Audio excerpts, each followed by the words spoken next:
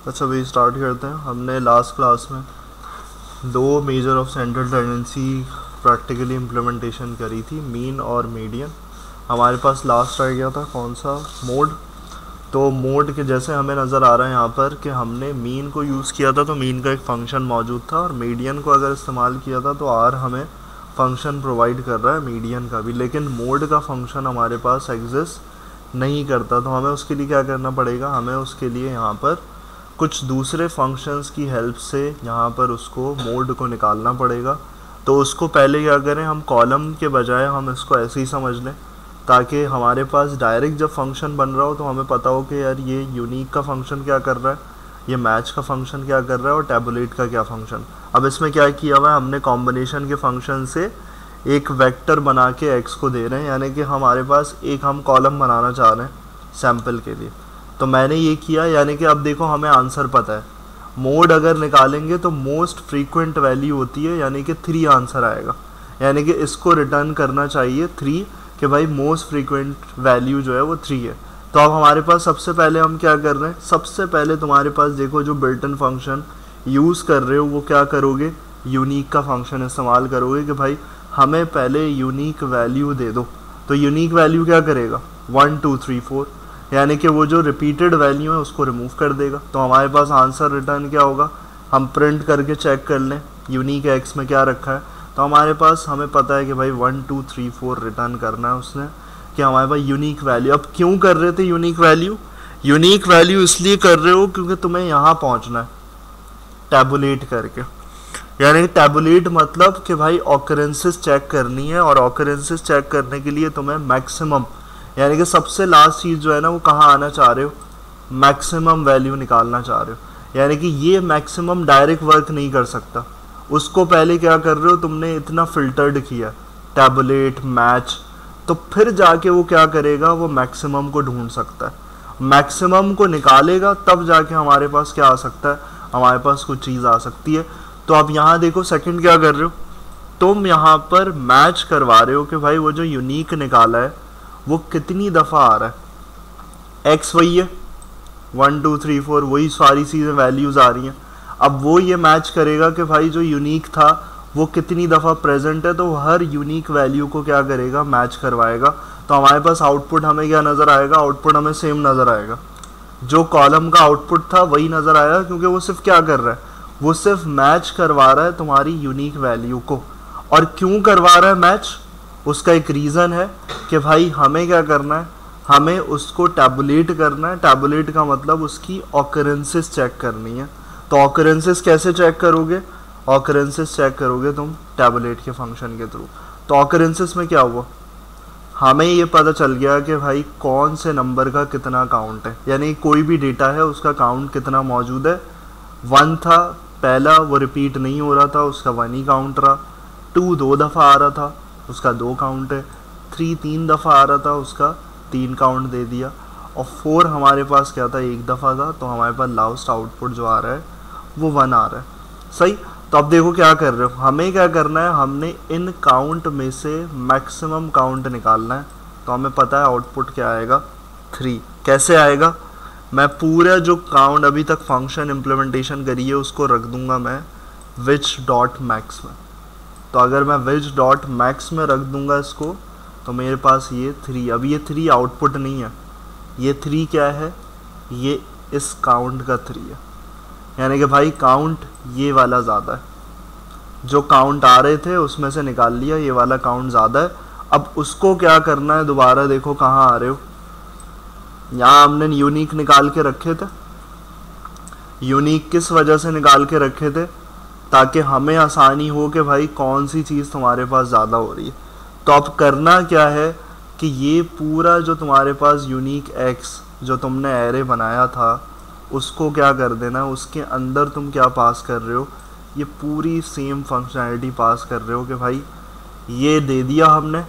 तो हमारे पास क्या करेगा, वो यूनिक एक्स में से वो जो भी तुम्हारे पास यूनिक होगा जिसकी मैक्सिमम अप्रोच है, यानी कि मैक्सिमम काउंट आ रहा है, उसको रिटर्न करवा देगा। यानी अब जो रिज़ल्ट आएगा, ये जो रिज़ल्ट आएगा तुम्हारे पास, वो क्या आएगा तुम्हारे पास, वो आएगा कि भाई मेरी क्या है यूनिक वैल्यू असल में है क्या। यानी कि अब तुम 4 को 3 टाइम्स रिपीट करवा के देख लो तो तुम्हारे पास रिजल्ट क्या आने वाला है, 4 आने वाला। यानी कि जो मोस्ट फ्रीक्वेंट होगा वो दे रहा है। यानी कि ये जो काम किया, ये काम जो कर रहे थे ये तीनों स्टेप्स, ये इसके लिए कर रहे थे कि हमें लास्ट में ये करना है।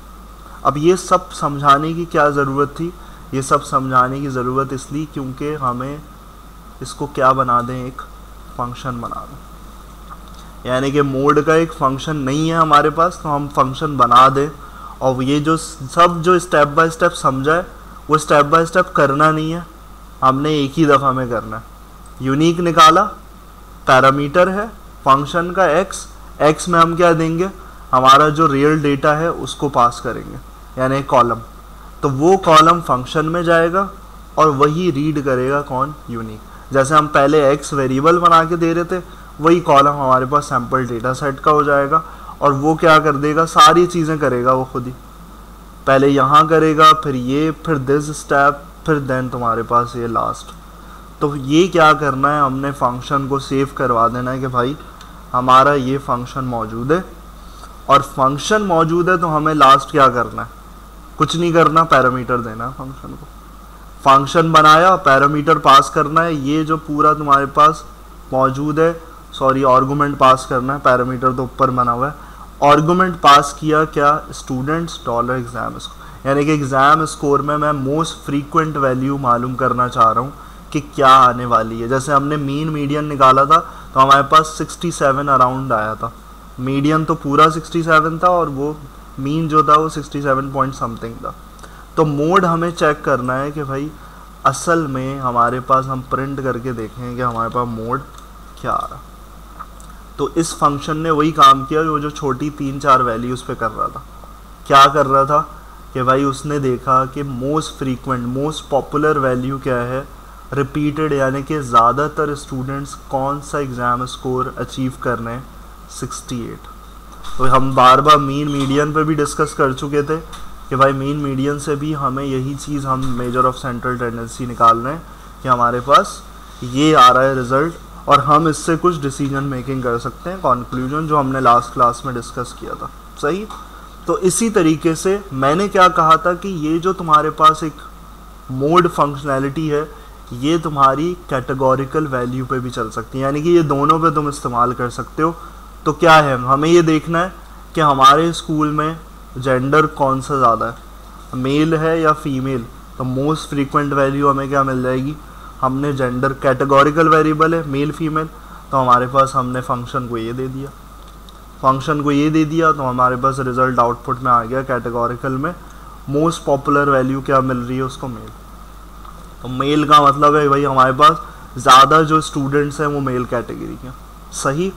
और इसी तरीके से हमारे पास, ये तो रिपीट ही हो रहा है स्टेप, और कैटेगोरिकल वेरिएबल्स हैं, उनको भी हम यहाँ पर देख सकते हैं कि भाई यहाँ पर तुम क्या कर सकते हो। वो सिनेरियो है, क्या केस बनता है, पेरेंटल इन्वॉल्वमेंट कितनी है ये चेक करना है, ज़्यादा पॉपुलैरिटी क्या है, ज़्यादा पेरेंट इन्वॉल्व होते हैं, कम हो रहे हैं, तो उससे कुछ डिसीजन मेकिंग हो सकती है। एक्सेस टू रिसोर्सेज कितने बच्चों के पास ज़्यादा है, मतलब किस लेवल का है, हाई है, मीडियम है, लो है, तो हमें ये कुछ डिसीजन मेकिंग हम ऐसे कर सकते हैं। तो बहुत सारे कैटेगोरिकल वेरिएबल्स हैं, इस पे तुम अपने सिनेरियो के हिसाब से मोड पे डिसीजन मेकिंग बना सकते हैं। सही। इसको करो इम्प्लीमेंट यहाँ पर।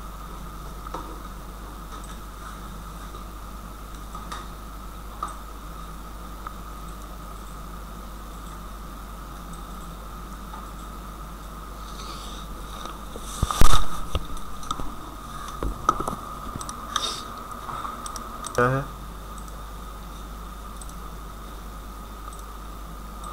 चलो नेक्स्ट चीज में क्या हुआ।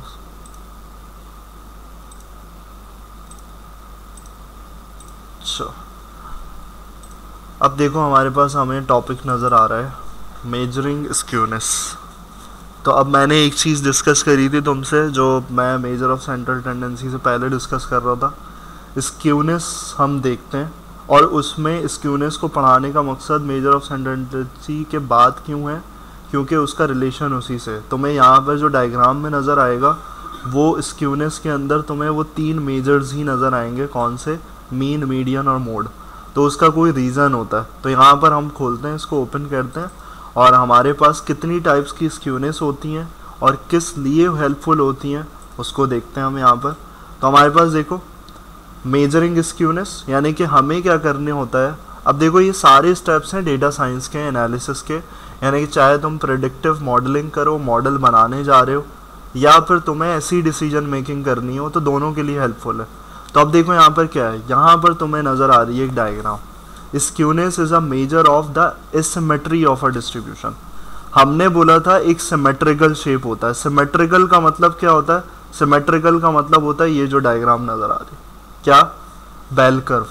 बेल कर्व क्यों बोलते हैं? बेल शेप जो होता है, तो बेल शेप ही नज़र आ रहा है तुम्हें, तो ये जो तुम्हारे पास है ये क्या होता है? सिमेट्रिकल है। लेकिन यहाँ क्या लिखा हुआ है कि अगर असिमेट्री हो जाए, यानी कि एसिमेट्री ऑफ अ डिस्ट्रीब्यूशन हो जाए, तो वहाँ पर लाजमी क्या है? स्क्यूनेस होगी। स्क्यूनेस हमारे पास देखो डायग्राम में तुम्हें वाज़े तौर पे नज़र आ रहा है कि भाई स्क्यूनेस क्या हो सकती है, या तो हो ही ना। कब नहीं होगी? जब हमारा बैलेंस शेप होगा, यानी कि हमारी जो डिस्ट्रीब्यूशन है वो नॉर्मली डिस्ट्रीब्यूटेड है, और इसी को नॉर्मली डिस्ट्रीब्यूशन कहते हैं। यानी कि हमारा डेटा जो है वो क्या होता है? नॉर्मल डिस्ट्रीब्यूटेड होता है। और क्यों होता है? वहाँ पर बैलेंस्ड डेटा होता है, यानी कि कहीं ज़्यादा एक्सट्रीम नहीं जा रहा होता, कहीं ना लेफ़्ट साइड पे एक्सट्रीम जा रहा है, ना राइट साइड पे एक्सट्रीम जा रहा है। लेकिन क्या है, अगर हमारे पास ऐसा डेटा, ऐसा शेप बन गया, तो इसका मतलब है कि हमारे पास पॉजिटिव स्क्यूनेस आएगी, यानी कि आउटलायर्स, एक्सट्रीम वैल्यूज़ प्रेजेंट होंगी। तो ये गेट करने का क्या तरीका है कि हमने अगर ग्राफ बनाया, चार्ट बनाया, हिस्टोग्राम बनाया, और हमें हिस्टोग्राम में नज़र आ रहा है कि यार ये हमारे पास एक जगह डेटा है और थोड़े से आउटलायर्स मौजूद हैं, यानी कि बहुत कम लोग हैं जो बड़ा स्कोर कर रहे हैं, तो वो क्या होगा? वो होगा हमारे पास पॉजिटिव स्क्यूनेस की, यानी कि हमारी टेल जो है वो राइट की तरफ बहुत एक्सट्रीम जा रही हो, तो इसका मतलब है हमारे पास पॉजिटिव स्क्यूनेस आ रही होगी। तो हमें क्या मकसद है स्क्यूनेस मेजर करने का? मेजर करने का मतलब है कि भाई उन आउटलायर्स को देखा जाए कि वाकई में वो आउटलायर्स लॉजिकल हैं, कि वाकई में बच्चे स्कोर करने, या इररिलेवेंट डेटा है, वो डेटा ख़राब है, यानी गलत डेटा डला हुआ है और वो लॉजिकल नहीं है। ऐसा हो सकता है डेटा हमारे पास क्या हो, 100 होता है ना मैक्स स्कोर, ऐसा पॉसिबल है कि हमारे पास क्या हो, 110 स्कोर डाला हुआ उसमें, हो सकता है ऐसा, तो वो 110 लॉजिकल नहीं होगा। 101 डाला हुआ, तो वो तुम बोलोगे वो चेक करना होगा, तो चेक कैसे पता चलेगा? वो ऐसे चेक पता चलेगा कि हमारे पास बैलेंस्ड नहीं होगा। सही बात समझ में आ रही है? तो स्क्यूनेस किस लिए होती है? एक्सट्रीम वैल्यूज़ को मेजर करने, यानी कि हमें आसानी हो जाती है कि हम बजाय इसके चक्कर में पड़े कि यार मीन किधर लाए कर रहा है, यहाँ लाए कर रहा है या नहीं, इससे बेहतर है हम आर में स्क्यू के फंक्शन से स्क्यूनेस को देख लें और उनकी वैल्यूज़ से गेट कर लें कि यार ये राइट टेल है या लेफ़्ट टेल है। तो अब नेगेटिव में दे बताओ क्या होगा? नेगेटिव में हायर वैल्यूज़ होंगी या लोअर वैल्यूज़ होंगी? ग्राफ क्या शो कर रहा है? मतलब हैं तो आउटलायर, लेकिन आउटलायर में कौन सी वैल्यूज़ होंगी? हायर होंगी या लोअर?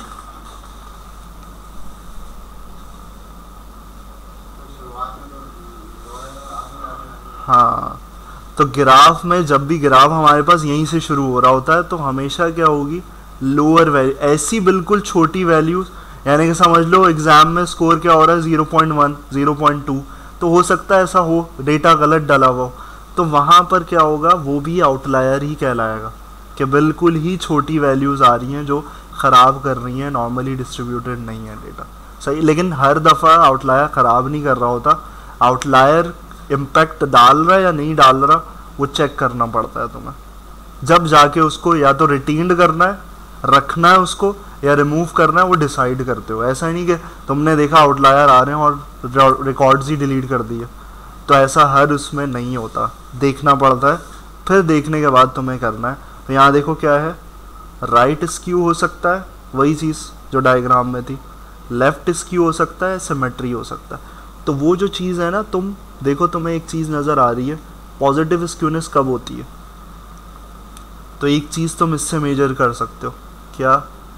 अगर ये सिचुएशन आ रही है, क्या आ रही है? मीन सबसे बड़ा हो मीडियन उससे छोटा, फिर मोड छोटा, यानी कि छोटे एकदम। मोड जैसे तुम्हारे पास है 63, मीडियन क्या है तुम्हारे पास 65, मीन क्या है 68। तो इस नंबर्स को देख के भी तुम बता सकते हो कि यार मेरे डेटा में क्या होगी, पॉजिटिव स्क्यूनेस होगी, राइट स्क्यूनेस। और अगर उल्टा केस हो जाए, रिवर्स हो जाए, तो लेफ्ट स्क्यूनेस है।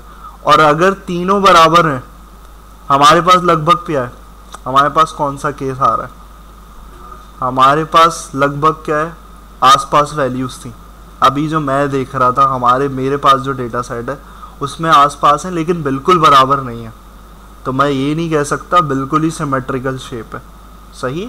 तो इन चीज़ों से भी प्रेडिक्ट कर सकते हो कि तुम्हारी कौन सी स्क्यूनेस है।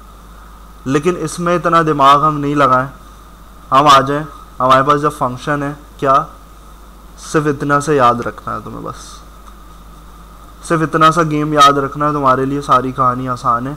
स्क्यूनेस अगर ग्रेटर देन 0 होगी तो क्या है, इसका मतलब पॉजिटिव स्क्यू है, यानी कि क्या है, हमारे पास हमें डेटा में क्या मिलेगी, राइट टेल मिलेगी, सही। और अगर स्क्यूनेस क्या होगी, लेस देन 0 है, तो क्या होगा हमारे पास, लेफ्ट टेल। और अगर स्क्यूनेस क्लोजर टू 0 है या फिर 0 के, ये देखो ये क्या है, ये इक्वल टू का साइन है, नहीं, ये अप्रॉक्सीमेशन का साइन है। अप्रॉक्सीमेट वैल्यू अगर 0 के बराबर जा रही है, इसका मतलब है तुम्हारे पास यहाँ पर सिमेट्रिकल शेप, सही। तो अब देखो यहाँ पर हमारे पास, हमें यहाँ प्रेजेंस ऑफ आउटलायर्स देखना है, तो हम देखो किस तरीके से करें, हम इस पे देखेंगे काम कि ये कैसे होता है। ये हो जाएगा तो इसका मतलब है हमें गेट करना आ जाएगा, हम बजाय इसको इसमें फंसे रहें, मीन बड़ा है मीडियन छोटा है, इसमें हो सकता है गलती हो जाए। तो हम उससे बेहतर स्टेप कि भाई हम यहाँ पर इसको ओपन करते हैं। तो देखो हमारे पास क्या है, हमारे पास हमें यहाँ पर इस तरीके से डेटा सेट सबसे पहले लोड किया, और इसके बाद हमें टेबल देखने की ज़रूरत नहीं है। हमारे पास देखो हमें एक पैकेज नज़र आ रहा है, कौन सा, हमारे पास एक नया पैकेज है E1017, सही। तो सबसे पहली चीज़ तुम्हें क्या करना होगा, इसको इंस्टॉल करना होगा, सही। क्यों, क्योंकि तुम्हारे पास तुम्हारा जो स्क्यूनेस का फंक्शन है, जो स्क्यूनेस चेक करोगे उसके लिए ये वाली लाइब्रेरी, जैसे अभी 2 लाइब्रेरीज देखती आए थे, स्केल्स और ggplot2, इसी तरीके से तुम्हें ये वाली भी लाइब्रेरी रिक्वायर्ड है। तो मेरे पास दोनों इंस्टॉल हैं, दोनों को लोड कर लिया मैंने, सिर्फ इंस्टॉल नहीं किया। तो अब देखो सिंपल, बहुत आसान तरीका है, क्या है, फंक्शन बस। और हमने प्रेजेंटेशन में देखा था 3 चीज़ें, स्क्यूनेस का फंक्शन है, स्क्यू की वैल्यू निकालनी है। किसकी निकाल रहे हो, यहाँ पर निकाल रहे हो तुम एग्जाम स्कोर की, बात समझ में आ रही है। और आगे क्या कर रहे हो, ये पिछली क्लास में समझा के आया था कि तुम्हें नॉट अवेलेबल वैल्यू यानी कि नल वैल्यूज़ को हटा के करना होता है। अगर बहुत बड़ा डेटा सेट है, वहाँ लाजमी सी बात है तुम्हारे पास नल वैल्यू, वरना तुम्हारे पास नल ही रिजल्ट आएगा। स्क्यू वैल्यू, ये फंक्शन यूज़ किया। अब यहाँ पर देखो हमें देखना है कि भाई ये जो एग्ज़ाम स्कोर की वैल्यू मुझे रिटर्न कर रहा है वो क्या कर रहा है। तो अब मुझे देखो, तुम आंख बंद करके बगैर मीन मीडियन मोड के बता सकते हो कौन सी स्क्यूनेस है। क्या आ रहा है हमारे पास आंसर 1.644। तो मैं इस कॉलम में क्या बोलूँगा, कौन सी स्क्यूनेस है, पॉजिटिव है, नेगेटिव है, या हमारे पास है ही नहीं, नो स्क्यूनेस है। एग्ज़ाम स्कोर पे मैं प्रेडिक्ट कर सकता हूँ बगैर हिस्टोग्राम दे, पॉजिटिव स्क्यूनेस आ रही है, यानी कि हमारे पास क्या होगा, राइट टेल पे आउटलायर्स क्या हैं, प्रेजेंट है। बात समझ में आ रही है। अगर यही चीज़ मैं उससे करता, मीन मीडियन मोड से, गलती हो जाती, मीन भी करीब था, मीडियन भी करीब था, सही, और मोड भी थोड़ा बहुत करीब ही था, लेकिन ग्रेटर नहीं थे, ग्रेटर और लेस देन में अलग ही केस था वहाँ। लेकिन मैं स्क्यूनेस के फंक्शन से बहुत आसान तरीके से बता सकता हूँ कि भाई यहाँ पर राइट टेल पे है डेटा, और उसको प्रूफ करने के लिए क्या करना है, उसको प्रूफ करने के लिए हमने डेंसिटी प्लॉट की मदद लेनी है या फिर हिस्टोग्राम। हिस्टोग्राम क्या करता है, फ्रीक्वेंसी डिस्ट्रीब्यूशन टेबल बनाता है कि हमें फ्रीक्वेंसी नज़र आ जाती है कि कौन कितना, मतलब कितना एग्ज़ाम स्कोर कौन बच्चा कितने कर रहे हैं। तो यहाँ पर हमने क्या किया, हमने यहाँ पर इसको लोड किया। देखो जो स्क्यूनेस का फंक्शन तुम्हें दे रहा है वही चीज़ तुम्हें हिस्टोग्राम में भी नज़र आ रही है। क्या है, अगर मैं इसका कर्व बनाऊंगा तो कैसे होगा कर्व, कर्व कुछ इसी तरीके से होगा। क्या होगा? लोअर पे बहुत कम है, लोअर पे मैं नहीं बोलूँगा लेफ्ट है, मैं यहाँ अगर जाऊँगा तो यहाँ पर देखो क्या होगा, ये जो है ये टेल कहाँ तक जाएगी, ये क्योंकि तुम्हें बार जो है छोटा सा वहाँ पर भी नज़र आ रहा है 100 के कॉर्नर पे, यानी कि बहुत कम लोग हैं, यानी कि 10 बोल सकता हूँ, 10 भी नहीं, 5 बच्चे हैं यानी कि 6000 में जो क्या कर रहे हैं 100 और 90 के आसपास या 80 और 90 के आसपास क्या कर रहे हैं, स्कोर कर रहे हैं। सही, तो इसका मतलब है कर्व में तुम्हारे पास राइट, यानी कि मैं बोलूँगा आउटलायर्स क्या हैं, आउटलायर्स प्रेजेंट है या नहीं है, प्रेजेंस ऑफ आउटलायर्स है कि यहाँ पर नॉर्मली बेल कर्व नहीं आ रहा ना, हमारे पास बेल कर्व डाटा मैं नहीं, यानी कि स्क्यूनेस बता रही है हमें आउटलायर्स प्रेजेंट है, ये बता रही है। अगर इससे हमारे पास ये है कि अगर तुम ज़्यादा एक्सपर्ट हो तो इससे बता दोगे, डायग्राम को देख के बता दोगे कि कौन सा टेल बन रहा है, और अगर बेसिक लेवल पे हो, बड़ा डेटा कन्फ्यूजन हो रही है, तो तुम इस फंक्शन को यूज़ कर सकते हो। तो हमारे पास स्क्यूनेस मेजर करने का, यानी कि कहीं गलती हो रही है तो हम परफेक्टली देखेंगे कि हमारे पास क्या हो रहा है। बात समझ में आ रही है? तो इसी तरीके से हर कॉलम पे चेक करना होता है, और ये क्यों करना होता है, क्योंकि हमें आउटलायर्स को देखना है। अब इनको आउटलायर जो आ रहे हैं ये लॉजिकली हैं या नहीं है, कि भाई एग्ज़ाम स्कोर इतना बच्चे कर रहे हैं, क्यों कर रहे हैं उसको भी देखना पड़ेगा एक्सपेक्ट। सही, तो सारे एस्पेक्ट्स को इधर देखना पड़ेगा, तो ये चीज़ इम्पॉर्टेंट होती है स्क्यूनेस कि हम क्यों देखना चाह रहे हैं। सही, अगर ये गलत है डेटा तो क्या होती है, ट्रांसफॉर्मेशन होती है, यानी कि इसको ट्रांसफॉर्म करेंगे और इसको कोशिश करेंगे कि ये क्या कर्व बन जाए, बेल कर्व बन जाए। लेकिन अगर ये सही डेटा है तो हम ऐसे ही रहने देंगे। बात क्लियर है? आउटलायर्स अगर लॉजिकली हैं तो उसका मतलब है हम प्रेजेंट रहने देंगे। सही, तो यहाँ पर इस तरीके से तुम्हारे पास, जैसे हम यहाँ पर देखो मेरे पास आर्स स्टडीड का है कॉलम, इस पे अगर मैं स्क्यूनेस चलाऊँगा तो देखो क्या है, बताओ मुझे। अब इसको तुम बगैर देखे, हिस्टोग्राम के बगैर देखे भी तुम बता सकते हो 0.0134, ये क्या बता रही है तुम्हें, कौन सी?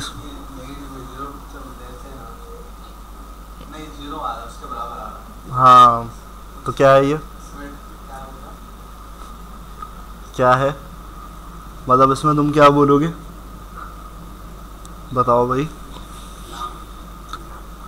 No skewness, closer to zero, क्योंकि वहाँ क्या साइन लगा हुआ था, यहाँ अगर देखो इसको समराइज, तो यहाँ प्रेजेंटेशन में समरी इस तरीके से क्या था भाई, एग्ज़ाम स्कोर था पॉजिटिव स्क्यूनेस, यानी कि लार्जर वैल्यूज़ प्रेजेंट है। सही, ये चीज़ हमने देख ली। ये देखो क्या है, हिस्टोग्राम बनाओगे इसका तो क्या है, नॉर्मली डिस्ट्रीब्यूटेड बैलेंस डेटा है, बैलेंस डेटा, और वो हमें रिजल्ट से भी मिल रहा है फंक्शन से, यानी क्या है, क्लोजर टू ज़ीरो। सही, तो यहाँ पर नो स्क्यूनेस है और सिमेट्रिकल शेप है, यानी कि इसको बोलते हैं सिमेट्रिकल शेप। सही, सिमेट्रिकल शेप है और the data of this column is normally distributed. Normally distribution पे इतना फोकस क्यों होता है, क्योंकि रियल लाइफ जो भी एग्जांपल्स होती हैं वो ज़्यादातर क्या होती हैं, वो नॉर्मली डिस्ट्रीब्यूटेड ही होती हैं, बैलेंस ही डेटा होता है हमेशा। क्यों होता है, क्योंकि कभी बहुत ज़्यादा लोअर नहीं हो सकती, कभी बहुत ज़्यादा हायर एक्सट्रीम वैल्यूज़ नहीं होती, हमेशा डेटा जो है बैलेंस चल रहा होता है। और यहाँ इसका मतलब मैं क्या कह सकता हूँ कि कहीं पर भी एक्सट्रीमिस्ट वैल्यू नहीं है जो डेटा को डिस्टर्ब कर रही है, दोनों जगह बैलेंस है, लोअर में भी और हायर में भी। बात समझ में आ रही है? तो इस तरीके से हमारे पास हम क्या कर सकते हैं, हम यहाँ पर इस तरीके से काम कर सकते हैं। तो इसको करो ज़रा, लाइब्रेरी इंस्टॉल करोगे और अपने उस पे कॉलम पे देखो, चेक करो कि कौन सी स्क्यूनेस है, क्या है, करो ज़रा इसको इम्प्लीमेंट। अच्छा भाई, वीएनसी कनेक्ट करो, हम एक और टॉपिक देख लें यहाँ पर।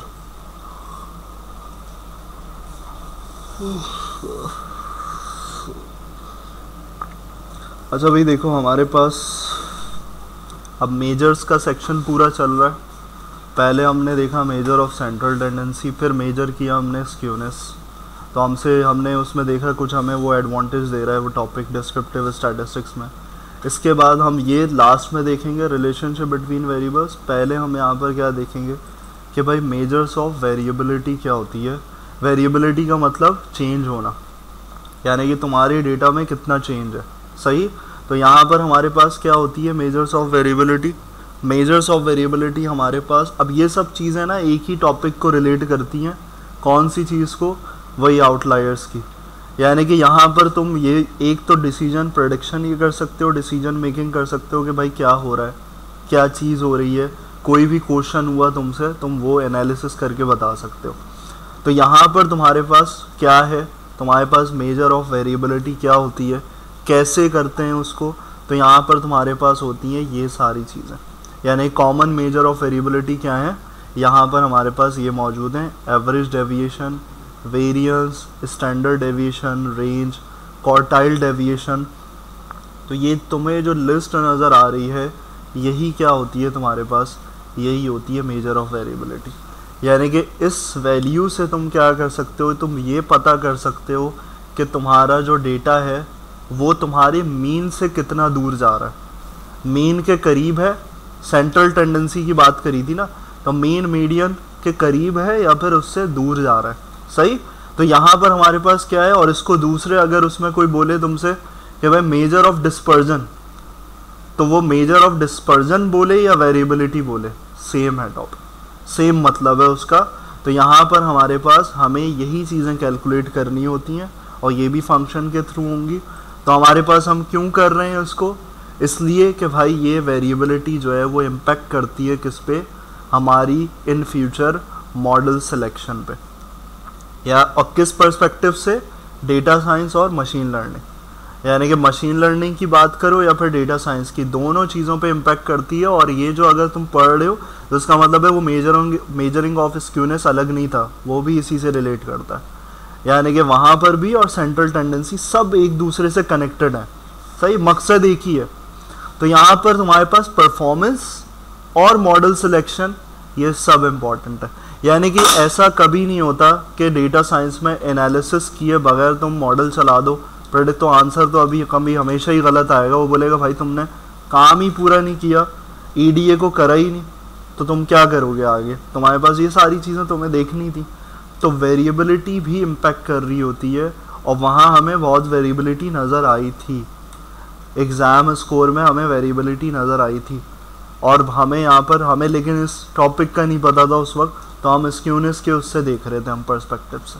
सही, तो यहाँ पर क्या है, एग्जाम्पल क्या दिया हुआ है कि भाई ईडीए जब कर रहे होते हो तो तुम्हारे पास इसको करने का फ़ायदा क्या होता है, वेरिएबिलिटी को करने का फ़ायदा होता है डिटेक्ट आउटलायर्स। सही, यानी कि आउटलायर्स को डिटेक्ट कर रहे हो जो तुम्हारे मॉडल को डिस्टर्ब करेंगे। सही, और दूसरी चीज़ कि हमें एल्गोरिथम लेने का भी पता चल जाता है कि कौन सा एल्गोरिथम इस डेटा सेट पे सूट करेगा।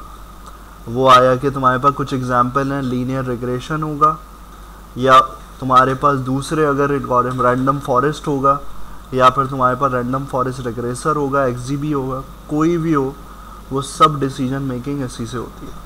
बात क्लियर है। तो यहाँ पर हमारे पास इस तरीके से सारा काम हो रहा होता है। और अगर हम आ जाए नेक्स्ट डायग्राम पे, तो हमारे पास हमें इसमें ये पता चल जाएगा कि हम डायग्राम के थ्रू डेटा पे ये समझ सकते हैं कि यार क्या हो रहा है हमारे पास, किस तरीके से हमारे पास आ रही है चीज़ें। तो यहाँ पर देखो, यहाँ पर तुम्हें कुछ एग्जाम्पल नज़र आ रही है हिस्ट्री टेस्ट, यानी कि ये समझ लो डेटा सेट है हमारे पास, कुछ नंबर्स हैं, स्कोर हैं, नीचे तुम्हें नज़र आ रहा है। तुम यहाँ बताओ, देखो यहाँ पर तुम्हारे पास वेरिएबिलिटी क्या है, बीच में अगर तुम्हें यहाँ पर एवरेज नज़र आ रहा है, एवरेज का मतलब है क्या, मीन, सेंट्रल टेंडेंसी, तो ये एवरेज निकाला है 70 आ रहा है। बात समझ में आ रही है, 70 का मतलब है वो सेंट्रल टेंडेंसी है तुम्हारी, और बाकी डेटा कहाँ होगा, उससे कम होगा या ज़्यादा होगा, यानी कि बेल कर्व नॉर्मल डिस्ट्रीब्यूटेड। तो अब यहाँ वेरिएबिलिटी क्या देखोगे, वेरिएबिलिटी देखोगे कि भाई डेटा करीब है या दूर जा रहा है।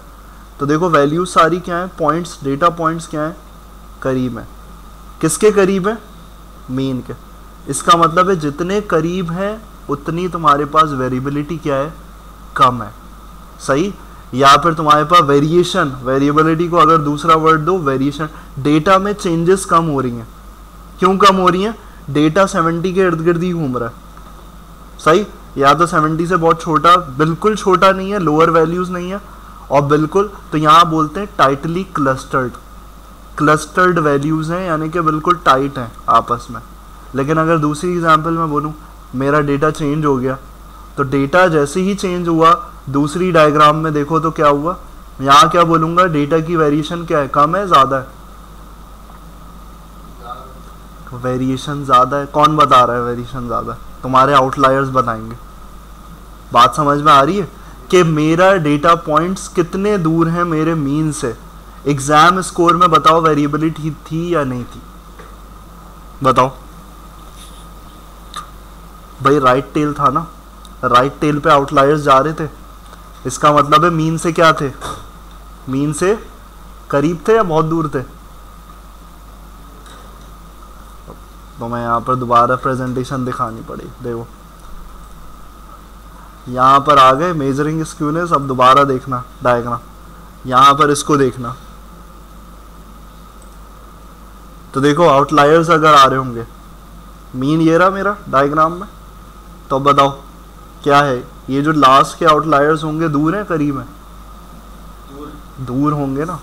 ये नॉर्मली डिस्ट्रीब्यूटेड नहीं है, वो जो पहली डायग्राम देख रहे थे वो टाइटली क्लस्टर्ड थी, उसका मतलब था वो ये थी, स्क्यूनेस नहीं है। लेकिन अगर स्क्यूनेस है तब भी हमारे पास क्या होगा, तब भी हमारे पास वहाँ पर वेरिएबिलिटी आ रही होगी, डेटा में चेंजेस आ रहे होंगे। बात क्लियर है भाई। तो यहाँ पर इसी तरीके से यहाँ पर भी हो सकता है।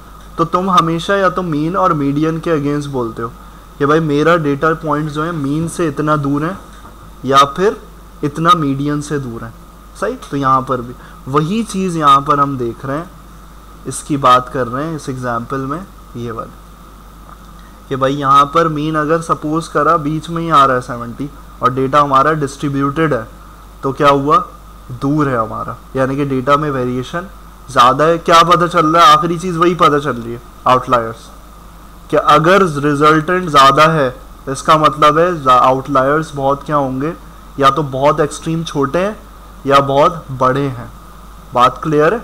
तो यहाँ पर इससे भी हम क्या कर रहे होते हैं, एक्सपेक्ट क्लैरिटी कर रहे होते हैं कि यार जो आउटलायर्स मैं राइट टेल पे देख रहा था लेफ्ट टेल पे, वो मैंने सही गेट किया या नहीं किया। तो सारे टॉपिक आपस में कनेक्टेड हैं। बात क्लियर है भाई यहाँ पर। तो यहाँ देखो, वो था मीन एब्सोल्यूट डेविएशन। सबसे बेस्ट जो होता है ना, वो क्या होता है हमारे पास, हम किसको कैलकुलेट करते हैं सबसे ज़्यादा, स्टैंडर्ड डेविएशन। क्योंकि वेरिएंस जो होता है वो क्या होता है, स्क्वायर में होता है, और वेरिएंस को अगर रूट निकाल लो तो वो क्या बन जाता है, SD बन जाता है, स्टैंडर्ड डेविएशन। बात समझ में आ रही है। तो यहाँ पर तुम्हारे पास इस डायग्राम में क्या शो कर रही है, कैलकुलेशन शो हो रही है। क्योंकि हम R में तो कैलकुलेशन नहीं देख रहे ना, वो तो फॉर्मूला लगाते हैं, फंक्शन लगाते हैं, वो कैलकुलेट करके दे देता है। तो यहाँ पर ये कैलकुलेशन है कि भाई मीन एब्सोल्यूट डेविएशन क्या होता है।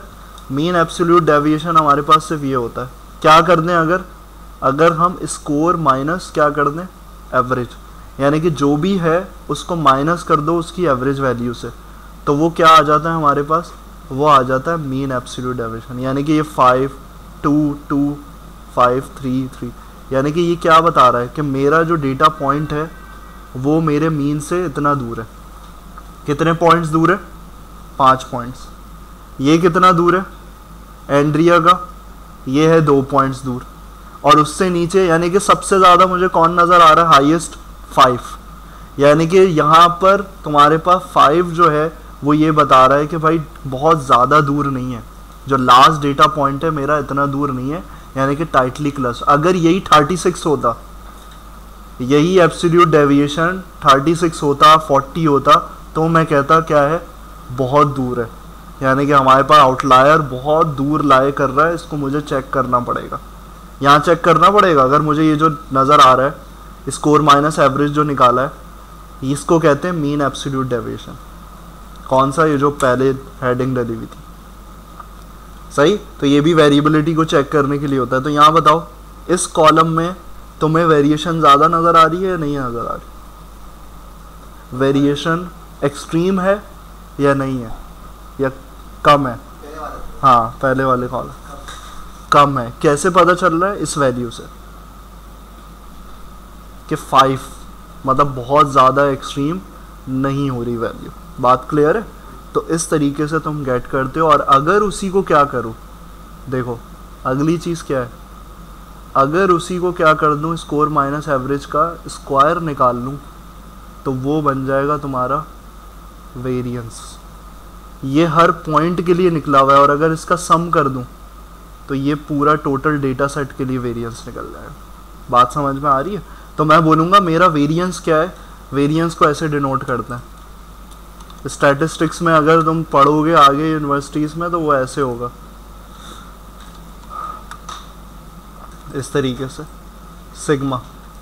सिग्मा का स्क्वायर इसका मतलब होता है वेरिएंस, और यहाँ पर अगर सिर्फ सिग्मा होता है यानी कि स्क्वायर हटा दो तो वो बन जाता है क्या, स्टैंडर्ड डेविएशन। सही?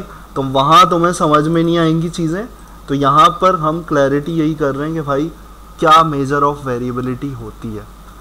बात क्लियर है? तो देखो इस पे मुझे नहीं पता चलेगा एग्जैक्टली 12.66 पे, लेकिन मैं इस पे पता लगा सकता हूँ। एवरेज का ही अंडर रूट ले लिया तो मेरे पास क्या आ जाएगा, 3.55। ये क्या है, मेरा स्टैंडर्ड डेविएशन है, SD। बात क्लियर है? तो तुम अपने डेटा सेट पे खुद भी कैलकुलेशन कर सकते हो। तो ये चीज़ हमारे पास इस तरीके से। सही? अब ये बताओ ज़रा, ये क्यों लगा हुआ है ABS? ये तो सही है, स्कोर माइनस एवरेज कर रहे हैं। एब्सोल्यूट ये पढ़ा होगा मैथ में, क्यों लगाते हैं?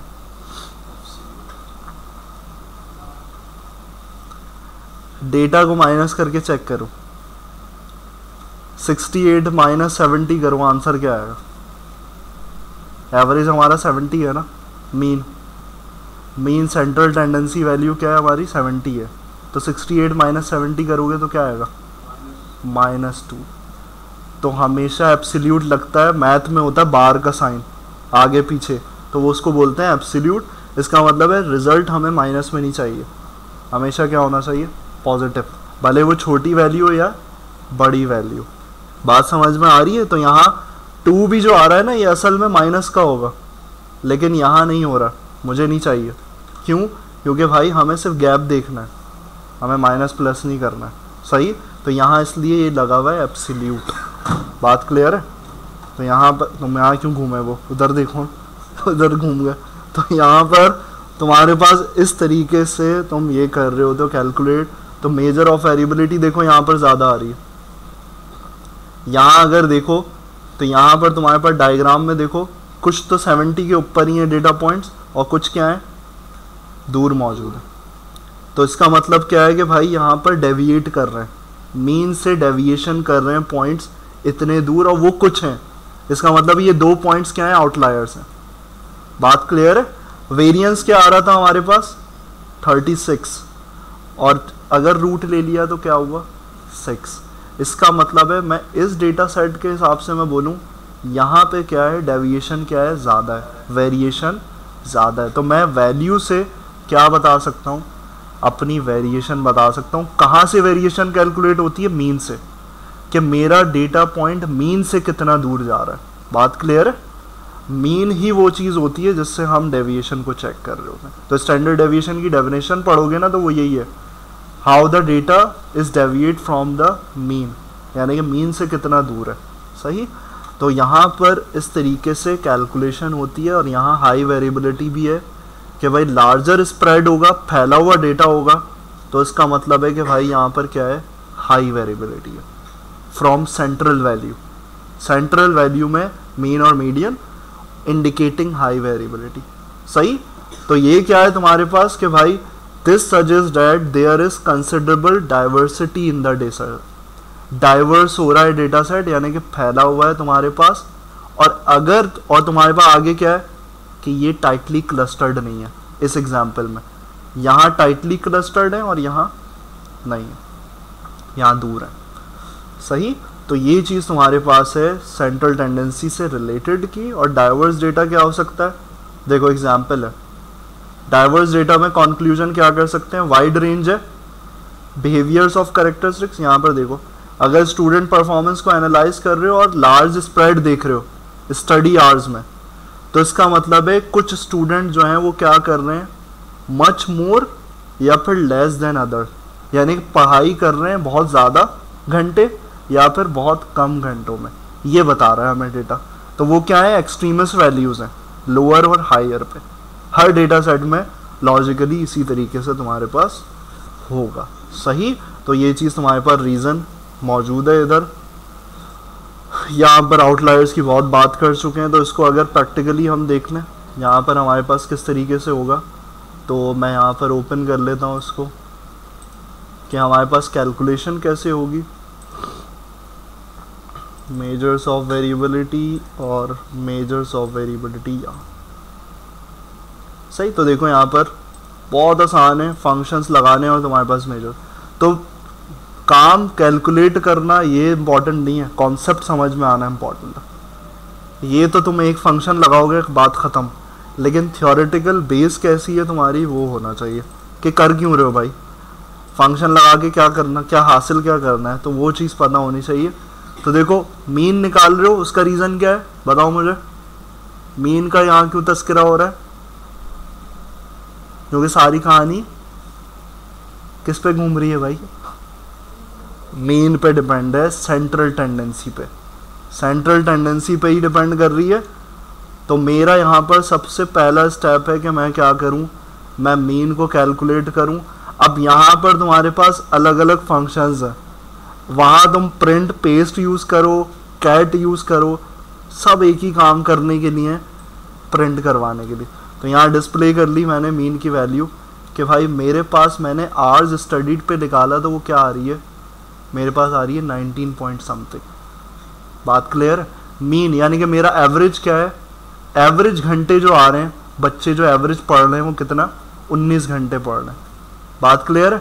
और अब मैंने यहाँ पर स्टैंडर्ड डेविएशन को कैलकुलेट किया, वो किसकी मदद से होगा, आर के अंदर एस डी का फंक्शन है। तो अगर स्टैंडर्ड डेविएशन मैंने यहाँ पर निकाला, तो यहाँ पर मेरे पास पहले इसको रन किया, देन यहाँ पर इसको रन किया, तो मेरे पास यहाँ पर देखो क्या है, 5 आ रहा है। इसका मतलब बताओ, मैं ऐसे ही बगैर देखे कुछ भी बता दूंगा, ऐसे ही क्या आ रहा है, इसका मतलब है मेरे टाइटली क्लस्टर्ड होंगे डेटा सेट या फिर लार्ज स्प्रेड है, बताओ एवरेज को देख के।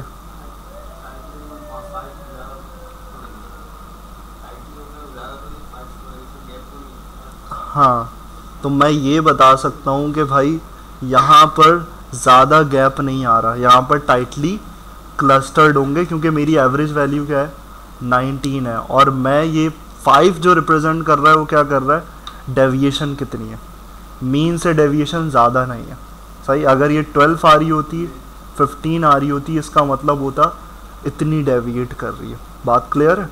तो यहाँ पर क्योंकि आवर्स स्टडीड का वाहिद वो है जो नॉर्मली डिस्ट्रीब्यूटेड था। बात क्लियर। तो यहाँ पर देखो वेरिएंस क्या होगा, इसका ही अगर स्क्वायर कर दो उल्टा ही होगा ना। तो यहाँ पर अगर मैं इसको निकालूंगा तो यहाँ पर देखो मेरे पास वैल्यू यहाँ पर आ रही है 35 पॉइंट समथिंग, यानी कि ये 5.99 किसके करीब जा रहा है, 6। तो उसका मतलब है ये 6 के स्क्वायर पे ही देगा, पूरे को ही स्क्वायर कर रहा है, इसी वैल्यू को स्क्वायर कर रहा है, और ये क्या आ रही है 35.88। तो वेरिएंस से हम ज़्यादातर गेट नहीं करते रिजल्ट, क्योंकि वो स्क्वायर, हमेशा कोई भी चीज़ स्क्वायर में होगी ना, उससे तुम रिजल्ट नहीं गेट कर सकते, ज़्यादा बेहतर होता है उसका रूट। तो वो क्या है, स्टैंडर्ड डेविएशन। रेंज वैल्यू क्या होती है, रेंज भी यहाँ पर देख लो, रेंज का डिस्कशन था मेजर ऑफ डिस्पर्जन में, यहाँ पर ऊपर था क्या था, अगर यहाँ पर आए रेंज, वेरिएंस देखा, एवरेज डेविएशन देखा, यहाँ पर रेंज में तुम्हारे पास आती है चीज़ कि तुम अगर इसको कैलकुलेट करोगे ये वाली वैल्यू को, रेंज को, और मेरे पास रिज़ल्ट क्या आ रहा है, रिज़ल्ट आ रहा है मेरे पास 144, यानी कि ये अलग अलग है। रेंज हमेशा क्या देती है, मिन और मैक्स वैल्यू, कि मेरा मैक्सिमम क्या है स्टडी आवर्स इस डेटा सेट में और मिनिमम क्या है, यानी कि मिनिमम से मिनिमम आउटलायर क्या होगा, 1। यानी कि एक ऐसा बच्चा है जो कितने घंटे पढ़ रहा है, 1 घंटे पढ़ रहा है, और एक ऐसा बच्चा है जो कितने घंटे पढ़ रहा है, क्या शो कर रहा है डेटा से, 44 घंटे। तो इसका मतलब है 44 घंटे जो है वो एक्सट्रीमिस्ट वैल्यू है। ये लॉजिकल चेक करना पड़ेगा कि लॉजिकल होगी भी या नहीं। ये घंटा पढ़ भी रहा है इतना बच्चा नहीं है यार, मिस्टेक है ये, एंट्रेंस मिस्टेक है, डेटा की मिस्टेक है, तो वो हटानी पड़ेगी। तो इसको हम किस में देखेंगे, इसको आगे एक टॉपिक है हमारे पास, रेंज में नहीं, रेंज तो देख लिया ना, ये वाला क्वार्टाइल डेविएशन। और इससे हम इसके अंदर तरीका भी होता है कि आउटलायर्स को रिमूव भी कर सकते हैं। इसमें वो तरीका होता है, नेक्स्ट क्लास में इसको देखेंगे कि IQR हमारे पास इसमें एंटर क्वार्टाइल रेंज में हम इसको रिमूव भी करवा सकते। सही, तो यहाँ पर इसको करो ज़रा, अभी टाइम है, इसको इम्प्लीमेंट करो अपने उस पर, पहले करो